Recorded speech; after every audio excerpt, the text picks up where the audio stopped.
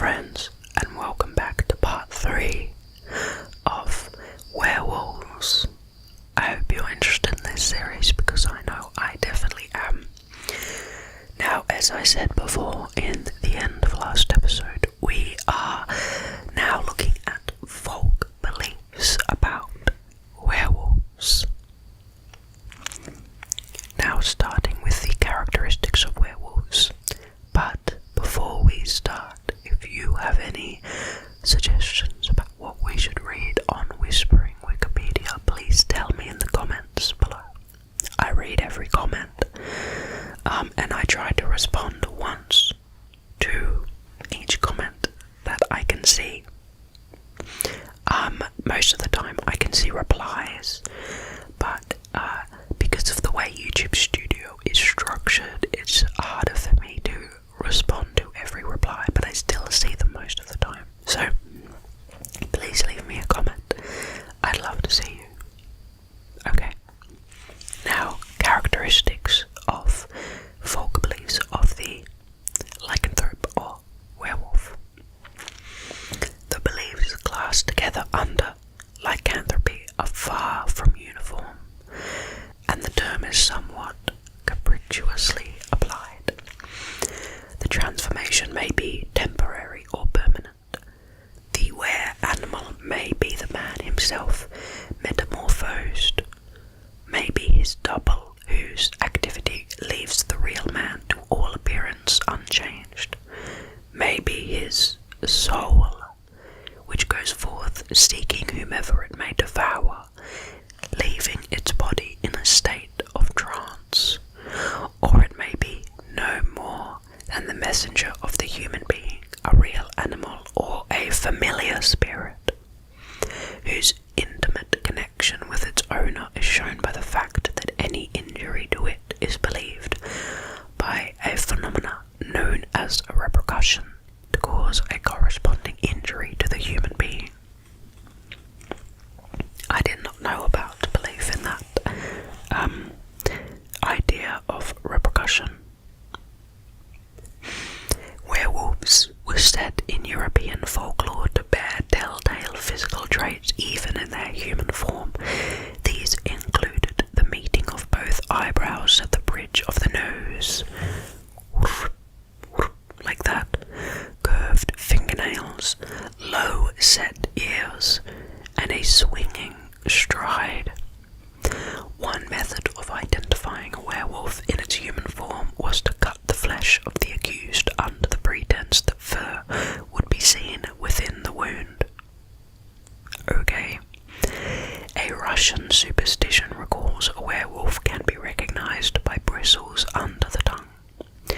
The appearance of a werewolf in its animal form varies from culture to culture, though it is most commonly portrayed as being indistinguishable from ordinary wolves, save for the fact that it has no tail, a trait thought characteristic of witches in animal form. Okay, never heard of that one. More details, it's often larger and retains human eyes and a voice.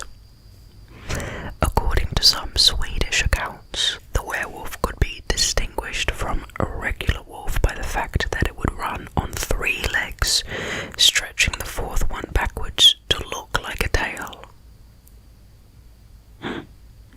After returning to their human forms, werewolves are usually documented as becoming weak, debilitated, and undergoing painful nervous depression. One universally reviled trait in medieval Europe was the werewolf's habit of devouring recently buried corpses, a trait that is documented extensively, particularly in the Annals Medico-Psychologiques in the 19th century. Fennoscandian werewolves were usually old women who possessed poison-coated claws and had the ability to paralyze cattle and children with their gaze. Never heard of that. Now we move to becoming a werewolf. Various methods for becoming a werewolf have been reported. One of the simplest being the removal of the clothing and putting on a belt made of wolf skin, probably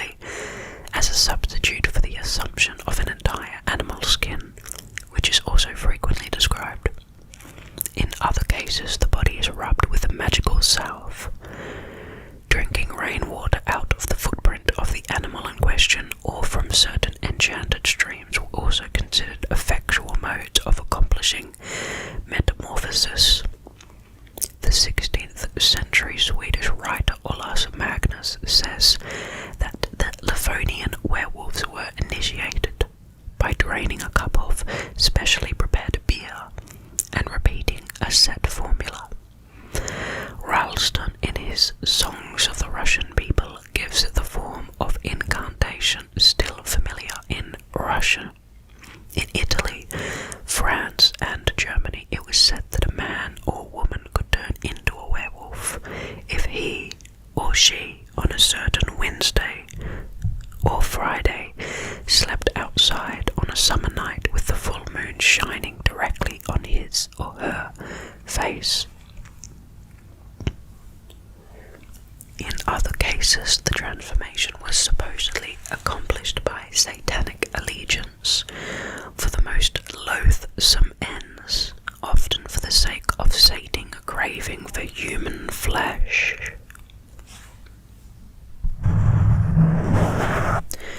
The werewolves, writes Richard Verstegen in Restitution of Decayed Intelligence in 1628, are certain sorcerers who have anointed their bodies with an ointment which they make by the instinct of the devil, and putting on a certain enchanted girdle, does not only unto the view of others seem as wolves, but to their own thinking have both the shape and nature of wolves, so long as they wear the said girdle, and they do dispose themselves as very wolves in worrying and killing and most of humane creatures. The phenomenon of repercussion, the power of animal metamorphosis, or of sending out a familiar, real or spiritual, as a messenger, and the supernormal powers conferred by association with such a familiar are also attributed to the magician, male and female, all the world over, and which superstitions are closely parallel to, if not identical with, lycanthropic beliefs, the occasional involuntary character of lycanthropy being almost the sole distinguishable feature. In another direction, the phenomenon of repercussion is asserted to manifest itself in connection with the bush soul of the West African and the Nayagal of Central America. But though there is no line of demarcation to be drawn on logical grounds, the assumed power of the magician and the intimate association of the bush soul or the Nayagal with a human being are not termed lycanthropy. The curse of lycanthropy was also considered by some scholars as being a divine punishment. Werewolf literature shows many examples of gods or saints allegedly cursing those who invoked their wrath with lycanthropy. Of course, as we saw before, such as in the case of Lycaon, who was turned into a wolf by Zeus as punishment for slaughtering one of his own sons and serving his remains to the gods as a dinner. Those who were excommunicated by the Roman Catholic Church were also said to become werewolves. The power of transforming others into wild beasts was attributed not only to malignant sorcerers but to Christian saints as well. Omnes angeli boni et mali ex virtitude naturali habenet potestatem transmutandi corpora nostra. All angels, good and bad, have the power of transmutating our bodies, was the dictum of St. Thomas Aquinas.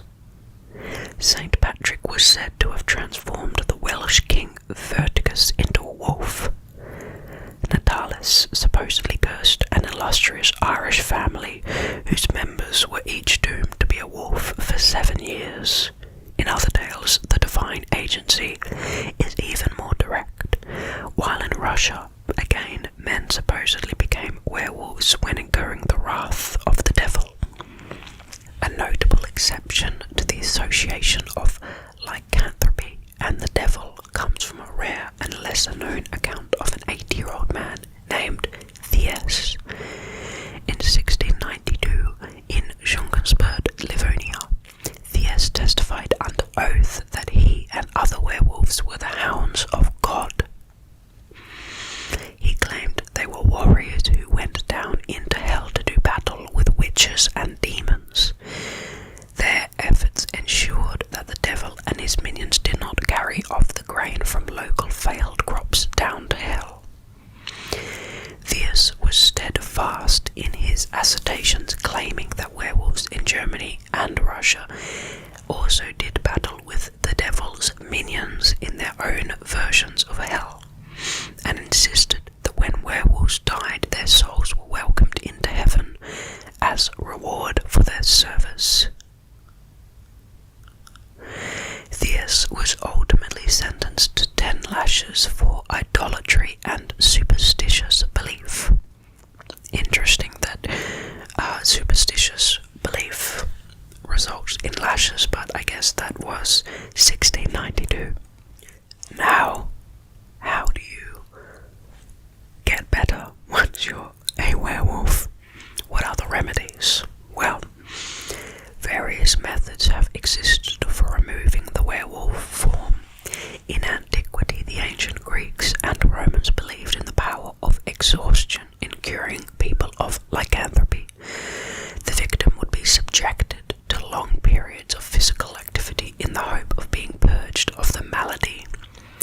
This practice stemmed from the fact that many alleged werewolves would be left feeling weak and debilitated after committing depredations. Interesting.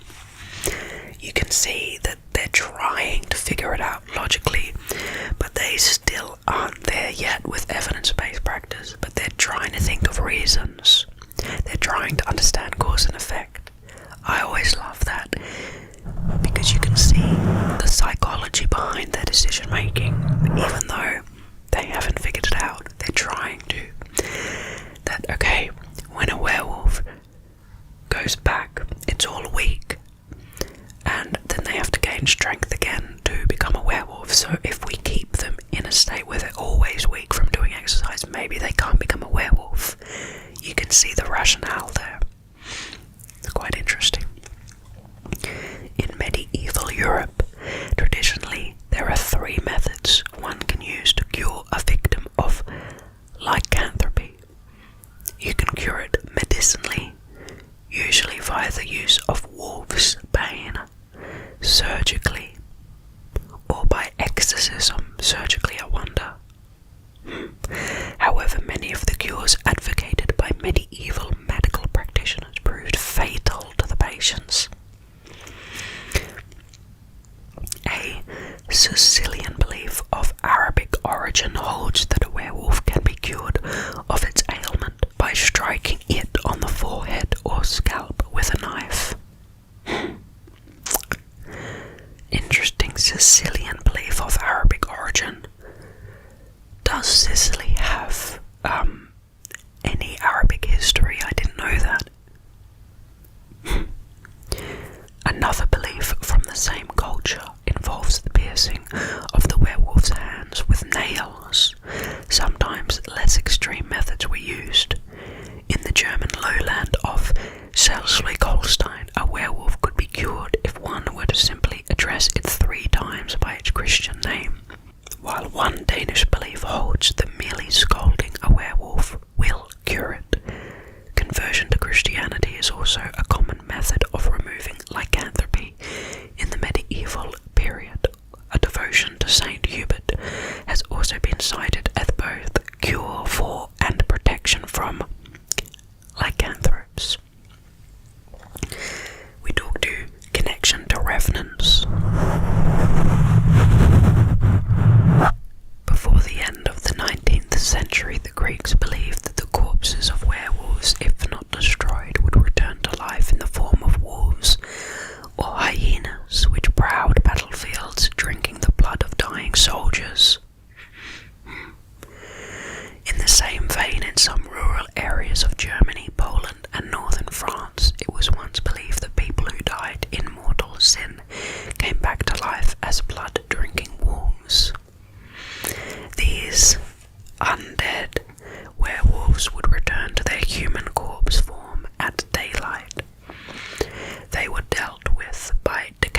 execution with a spade and exorcism by the parish priest.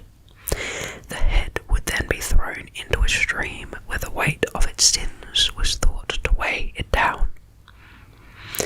Sometimes the same methods used to dispose of ordinary vampires would be used. The vampire was also linked to the werewolf in Eastern European countries, particularly Bulgaria, Serbia, and Slovenia. In Serbia, the werewolf and vampire are known collectively as Volkodlak. Now we move to Hungary and the Balkans. In Hungarian folklore, the werewolves used to live specially in the region of Transdanubia, and it was thought that the ability to change into a wolf was obtained in the infant age after the suffering of abuse by the parents or by a curse. At the age of 7, the boy or the girl leaves the house, goes hunting by night, and can change to a person or wolf whenever he wants. The curse can also be obtained when, in the adulthood, the person passed 3 times through an arch made of birch with the help of a wild rose's spine. The werewolves were known to exterminate all kinds of farm animals, especially sheep. The transformation usually occurred during the winter solstice, Easter, and a full moon.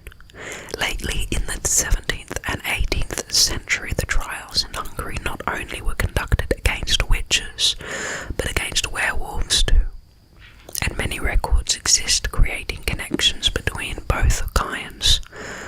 Also, the vampires and werewolves are closely related in Hungary, both being feared in the antiquity. Among the South Slavs and also among the Kashups of what is now northern Poland, there was a belief that if a child was born with hair, a birthmark or a caul on their head, they were supposed to possess shape-shifting abilities. Though capable of turning into any animal they wished, it was commonly believed that such people preferred to turn into a wolf. Serbian Vocabularies traditionally had the habit of congregating annually in the winter months, when they would strip off their wolf skins and hang them from trees. They would then get a hold of another Volkodak skin and burn it, releasing from its curse the Volkodak from whom the skin came. Now let's move to the Caucasus. According to Armenian law, there are women who, in consequence of deadly sins, are condemned to spend 7 years in wolf form. In a typical account, a condemned woman is visited by a wolf-skin-toting spirit who orders her to wear the skin, which causes her to acquire frightful cravings for human flesh soon after. With her better nature overcome, the she-wolf devours each of her own children, then her relatives, children in order of relationship, and finally the children of strangers. She wanders only at night, with doors and locks springing open at her approach. That's quite terrifying. When morning arrives, she reverts to human form and removes her wolf skin. The transformation is generally said to be involuntary, but there are alternate versions involving voluntary metamorphosis, where the woman can transform at will. Now we move to the Americas and the Caribbean. The Nazcapis believed that the caribou afterlife is guarded by giant wolves, which kill careless hunters venturing too near. The Navajo people feared witches in wolf's clothing, called Maikop. Woodward thought that these beliefs were due to the Norse colonization of the Americas. When the European colonization of the Americas occurred, the pioneers brought their own werewolf folklore with them and were later influenced by the law of their neighbouring colonies and those of the natives. Beliefs in the Loup-garou present in Canada, the upper and lower peninsulas of Michigan and upstate New York originates, of course, as we know, from French folklore influenced by Native American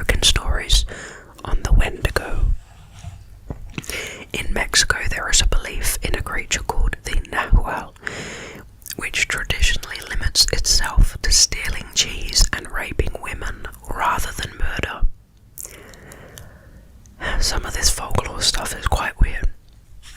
In Haiti, there is a superstition that werewolf spirits, known locally as Chien Rouge, red eyes, can possess the bodies of unwitting persons and nightly transform them into cannibalistic lupine creatures. The Haitian Chien Rouges typically try to trick mothers into giving away their children voluntarily by waking them up at night and asking their permission to take their child, to which the disorientated mother may either reply yes or no. The Haitian Chien Rouges differ from the traditional European werewolves by their habit of actively trying to spread their lycanthropic condition to others, much like vampires. Now, we have werewolf fiction in modern reception. Most werewolf fiction describes werewolves as vulnerable to silver, weapons, and highly resistant to other injuries. This feature appears in German folklore of the 19th century. The claim that the beast of Gévaudan, an 18th century wolf or wolf-like creature, was shot by a silver bullet appears to have been introduced by novelists retelling the story from 1935 onwards and not in earlier versions. English folklore prior to 1865 showed shapeshifters to be vulnerable to silver. Till the publican shot a silver button over their heads when they were instantly transformed into two ill-favoured old ladies. 1640. The city of Greifswald, Germany was infested by werewolves. A clever lad suggested that they gather all the silver buttons, goblets, belt buckles, and so forth, and melt them down into bullets for their muskets and pistons. This time they slaughtered the creatures and rid Greifswald of the lycanthropes.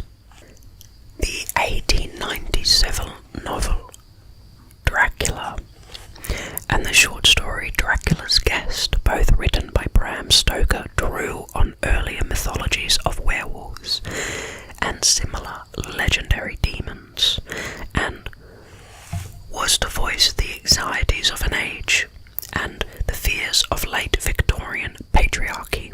In Dracula's Guest, a band of military horsemen coming to the aid of the protagonist chase off Dracula, depicted as a great wolf, stating the only way to kill it is by a sacred bullet. This is also mentioned in the main novel of Dracula as well. Count Dracula stated in the novel that legends of werewolves originated from his Slekelly racial bloodline, who himself is also depicted with the ability to shapeshift into a wolf at will during the night, but is unable to do so during the day, except at noon. The first feature film to use an anthropomorphic werewolf was Werewolf of London in 1935. The main werewolf of this film is a dapper London scientist who retains some of his style and most of his human features after his transformation. As lead actor, Henry Hull was unwilling to spend long hours being made up by makeup artist Jack Pierce. Universal Studios drew on a Balkan tale of a plant associated with lycanthropy, and there was no literary work to draw upon, unlike the case with vampires. There is no reference to silver nor other aspects of werewolf lore, such as cannibalism. A more tragic character is Lawrence Talbot, played by Lon Chaney Jr. in 1941's The Wolf Man. With Pierce's makeup more elaborate this time, the movie catapulted the werewolf into public consciousness. Sympathetic portrayals are few but notable, such as the comedic but tortured protagonist David Norton in An American Werewolf in London. I think that movie got a lot of awards for its transformation scene because it was some of the best makeup and prosthetics that were used in film or something like that. But if you're interested in, you can look at best werewolf transformation scenes and it'll probably be one of the top 10. Okay, and a less anguished and more confident and charismatic Jack Nicholson in the 1994 film Wolf.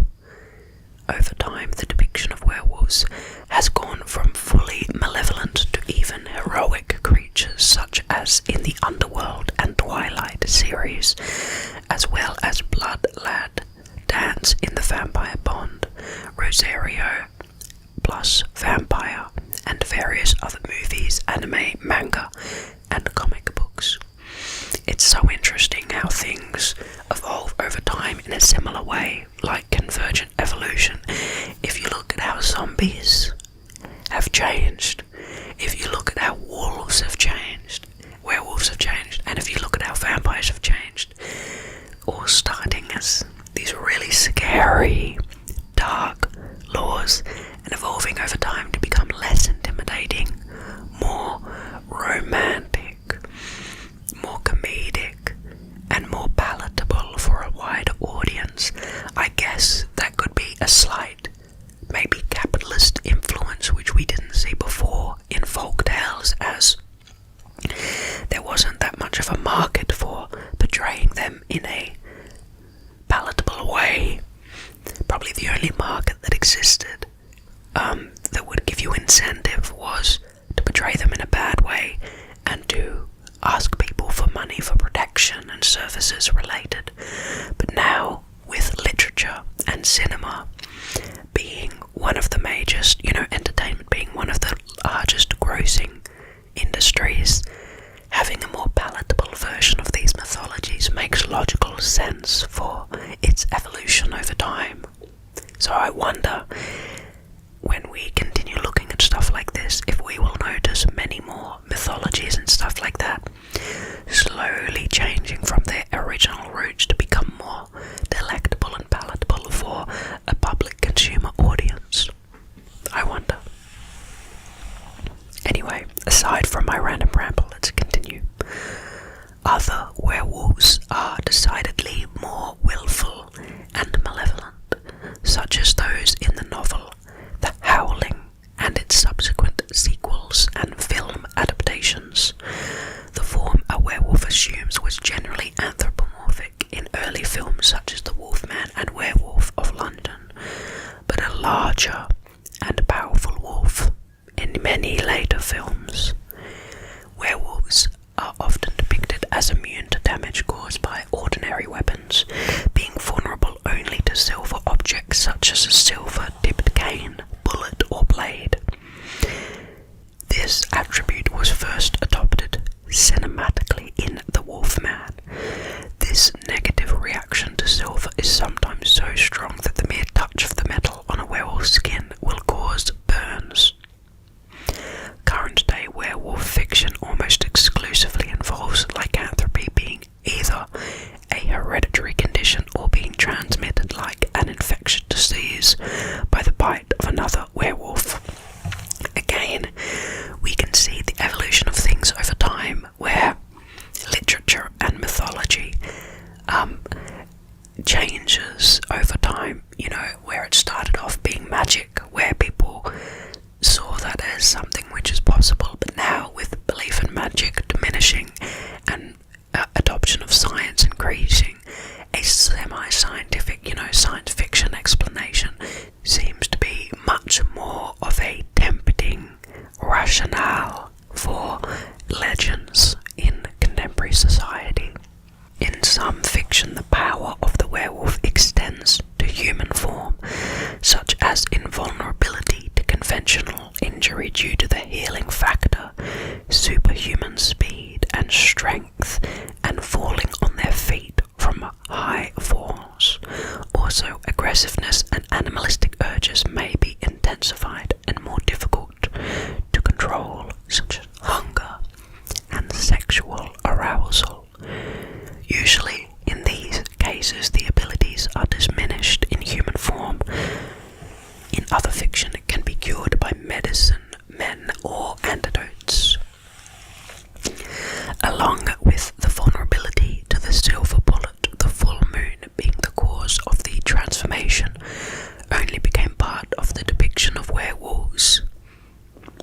widespread basis in the 20th century. The first movie to feature the transformative effect of the full moon was Frankenstein Meets the Wolf Man in 1943. Werewolves are typically envisioned as working-class monsters, often being low in socio-economic status, although they can represent a variety of social classes and at times were seen as a way of representing aristocratic decadence during the 19th century horror literature.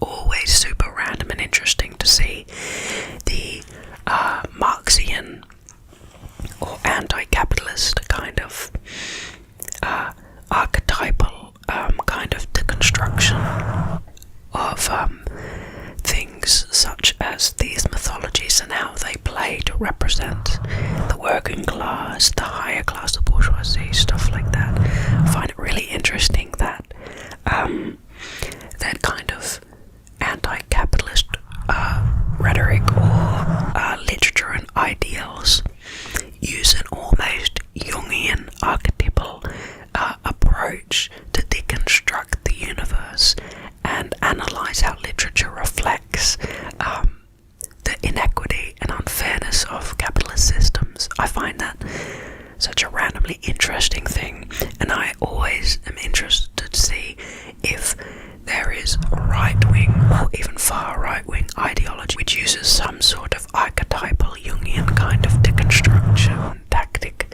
for their own means as well. I would assume that if they did, it would most likely be religious in nature. Maybe that would be a Jordan Peterson-esque kind of thing, if I was going to research it. Now, lastly and weirdly, we end on Nazi Germany. I didn't think I would be reading about that. Nazi Germany used werewolf as the mythical creature's name is spelled in German in 1942-43 as the code name for one of Hitler's headquarters. In the war's final days, the Nazi Operation Werewolf aimed at creating a commando force that would operate behind enemy lines as the Allies advanced through Germany itself.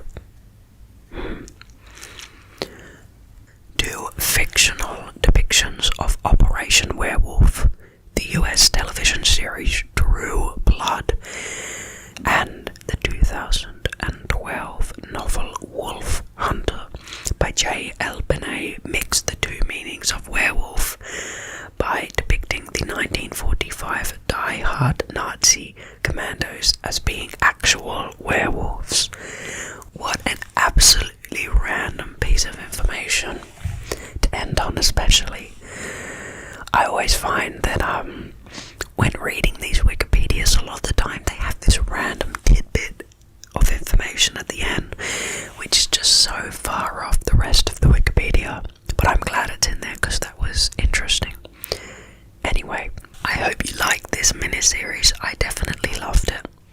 It seems that for any of the classic things like werewolves, vampires, anything that is a larger and broader topic, I'll have to make a mini-series for. But anything really specific, I can probably make into one video, like a breed of animal or something like that. Probably has enough content to be one video. So, anyway, just in case you're interested, that's why I've had all these 3 or 4 part Whispering Wikipedia mini-series. I have done this entire series in one sitting, and I can feel my voice is slowly going away, so I should end it here. Thank you so much for joining me. I really enjoy learning about these topics and also helping people relax. I personally like this hobby because to come across relaxing to you, it makes me have to make myself feel relaxed. I have to almost go into a self-hypnotized kind of trance-like state. And I think it's good because I'm learning and educating myself, but also